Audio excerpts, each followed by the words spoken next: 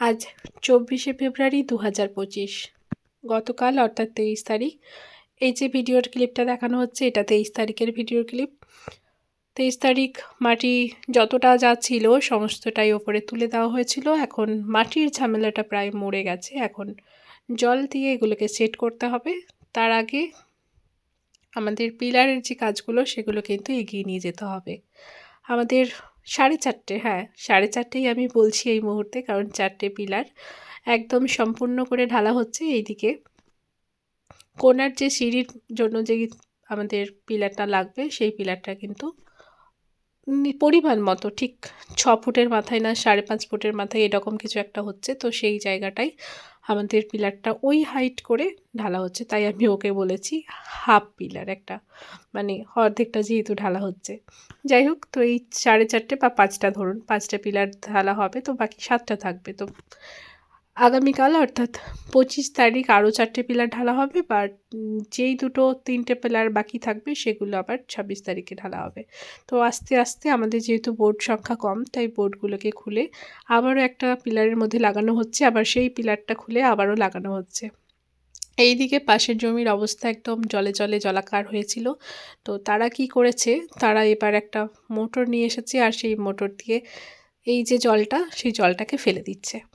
এখন এই জলটা তো ফেলার জায়গা নেই, চারিদিকেই তো জল হয়ে আছে। কারণ এই জমিটাতে একবার জল ঢুকে গেলে আর জলটা কিন্তু বেরোবার কোনো রাস্তা নেই। তাই জল কিন্তু মাটিতে যতক্ষণ না শুষছে ততক্ষণ কিন্তু জলটা মরবার কোনো ব্যবস্থাই নেই। এই অবস্থায় বাড়ির কাজ যদি কাউকে এগিয়ে নিয়ে যেতে হয় তাহলে তখন খরচের দিকেই এগোতে হয়। এখন এই অবস্থায় তারা একটা মোটর নিয়ে এসে জলটাকে ফেলার চেষ্টা করছে। তো চারিদিকেই দেখেছেন জলে জলে অবস্থা খুব খারাপ। এখন এই আমাদের যে সেন্টারিং মিস্ত্রি ছিল সে কি করেছে, এই যে পাম্পের পাইপটা সেটা আমাদের জায়গার দিকে হয়ে আমাদের পুরো মাটির মধ্যে জলটাকে ফেলার ব্যবস্থা করে দিয়েছে। আমাদের মাটির মধ্যেও আরও বেশ খানিকটা জল লাগতো। আমরা সেটা নিজেদের পাম্প চালিয়ে দিচ্ছিলাম, কারণ ওদের পাইপের জলের স্পিডটাও অনেক বেশি হবে। কারণ ওই কি যেন কত বাই কত কিছু একটা, পাইপটা একটু জলের বেশি মাপ আছে। তো সেই জন্য আমাদের সেন্টারিং মিস্ত্রি যেটা করেছে যে আমাদের এই মাটিগুলোর মধ্যেই যেন জলটা পড়ে যায়, তাহলে ওদের জলটাও ফেলা হয়ে যাবে আর আমাদের মাটির মধ্যে জলটাও কিন্তু দেওয়া হয়ে যাবে। তো সেই কারণে জলটাকে আমাদের ওই মাটির মধ্যে দিয়ে দেওয়া হয়েছে। তো আজকে এইভাবেই কিন্তু ওদের জলটা শুকিয়ে গেছে, আবার আমাদের মাটিতেও দেওয়া হয়ে গেছে। যাই হোক, কি হলো সেটা আমি বুঝলাম না। হয়তো দুপক্ষেরই ভালো হলো কিংবা কারোরই হলো না। যাই হোক, কারোর ক্ষতি তো হয়নি, এটাই কথা।